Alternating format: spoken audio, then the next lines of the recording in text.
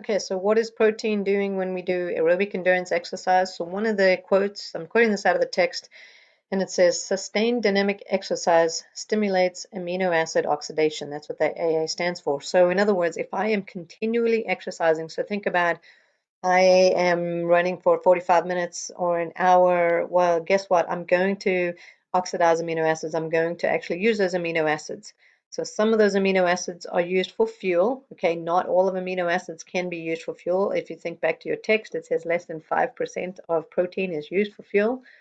But then some of it is used for substrate for gluconeogenesis. So what is a substrate? A substrate is a um, part of a molecule that contributes to another molecule. So amino acids are used in the formation of gluconeogenesis. Glucose is glucose, neo is new, and genesis formation. So our body is actually going to produce glucose the longer we start to exercise, and that can be from fat breakdown, certain amino acids, especially when we start running out of glycogen.